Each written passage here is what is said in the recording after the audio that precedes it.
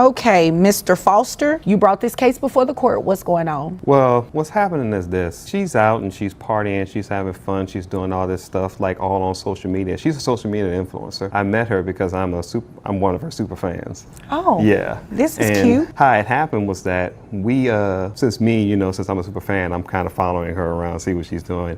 But she actually called for me to cater to one of her areas, which is how we actually hooked up from there, because I'm a chef. Okay. We have one child together, and she's not really doing the things that she's supposed to do. Interview 1.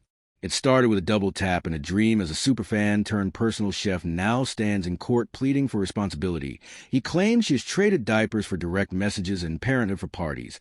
But the question remains whether she is truly just chasing clout, or if there is more hidden in this story, one child, two lives.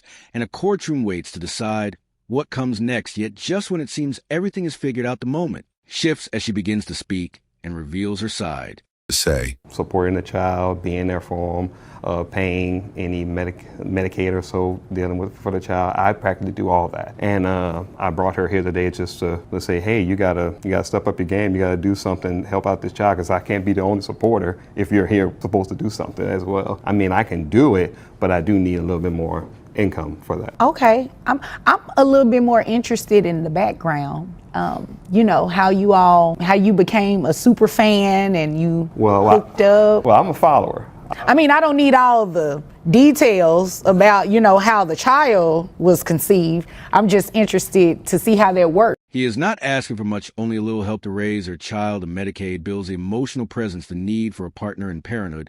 Yet when love begins on social media, the question is whether it has the strength to survive in the real world. As the judge digs deeper into their unusual influencer meets caterer origin story, one truth becomes clear: this is not just a custody hearing, it is the unraveling of an online fantasy, and her side of the story is still to come. Well, I'm the type of guy that I always post all my stuff, letting people know this is what I do, like all my catering stuff and all that. But when it comes to her, I know that she does all this stuff, and I know she's a big influencer, and she pretty much puts everything out there. She's really, when it comes to making it to a live stream, she can do that. She has that. But so that's what I did. I actually reached out to her in that way, and that's how I got more of my influence out there, so I can actually start catering and partying catering to all these parties. Okay, all right. And so you want her to pay child support? Yes. All right, and you said the child is on Medicaid, yes. Correct? He built his catering brand by riding the wave of her fame, but now he is demanding more than exposure. He wants accountability. As their influencer love story begins to crumble under legal scrutiny, the lingering question is whether he followed her out of admiration or ambition. And when she takes a stand next to her version of motherhood, may leave everyone in the courtroom speechless. Is there anything else you want me to know before I move over to her? No. Okay, ma'am, welcome. I'm honored. Social media influencer? It's crazy. Yeah, it is, but what does that have to do with you being a mom? I'm out there trying to make money and trying to support my child. I do send him money. I'm just trying to grow my business. How much money do you send him? It just depends on what's going on during the week, what I have and what my income is.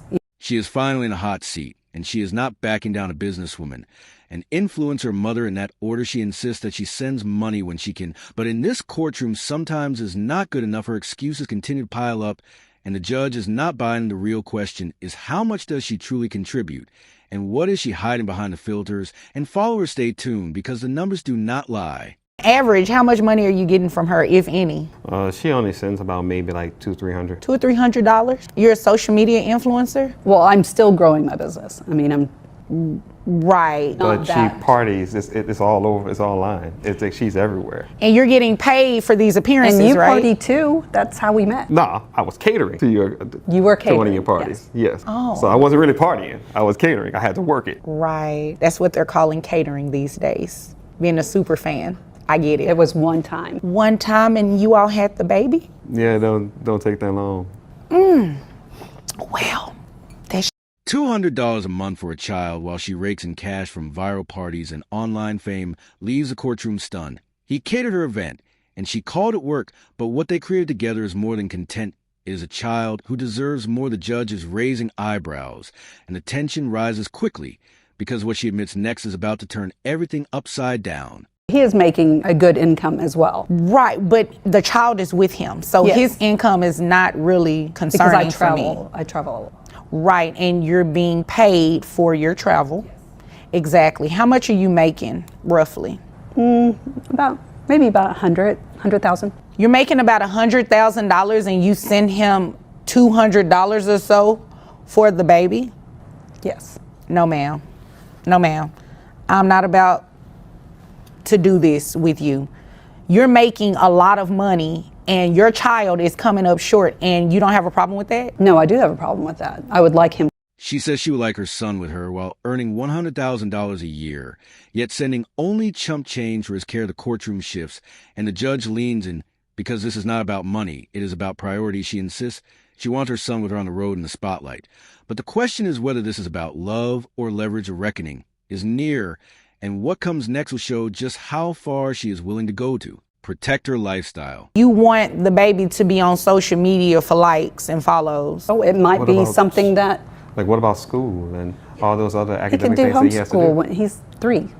So He's where going is to he be on homeschooling? In virtual hotels and stuff school like with that? likes and followers. You see it all the time. Why not? I mean, Right, but don't you believe that that's a distraction? no, I mean, I feel like, I'm making a pretty good income, and I think that this could really help him when he's older and to save up some money. Well, if you're making a pretty good income, you can send more.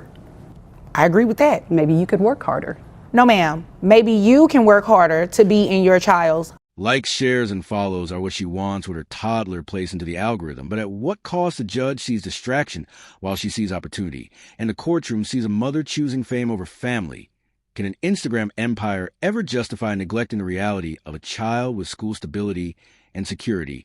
Hanging in the balance, the court is preparing to deliver a decision she never saw coming.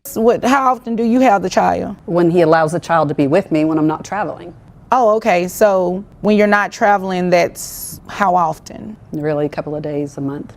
Exactly. You made that up. This is what we're going to do. We're going to place you on child support based on that $100,000 a year, ma'am. Yeah, and don't look confused. It's the right thing to do. It is absurd that you believe it is okay to only send a couple of $100s to dad for your child, and you actually think that it's okay for your child to be toting along with you to grow your social media influence? Yeah, no. Likes, shares, and follows are all she craves with her toddler woven into the algorithm. Yet the question remains, at what cost? The judge sees nothing but distraction while she sees nothing but opportunity. And the courtroom sees a mother prioritizing fame over family. Can the globe and Instagram empire ever excuse neglecting the needs of a child with school stability and security?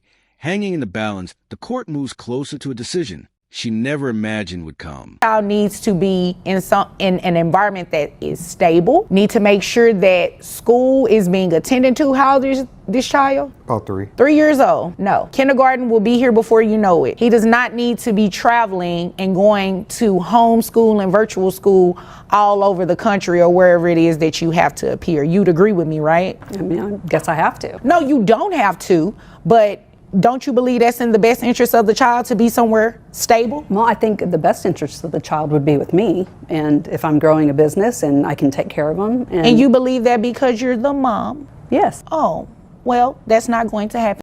The child is 3 and kindergarten is already knocking, yet she wants to bring him along for the ride on planes and hotel rooms. Chasing content, the judge is not having it calling for stability, while he insists on school, and when the mother argues that she should have her way simply, because she is the mother, the courtroom hears entitlement. Rather than evidence, the verdict is on its way, and in the next moment, everything will come down to the final numbers.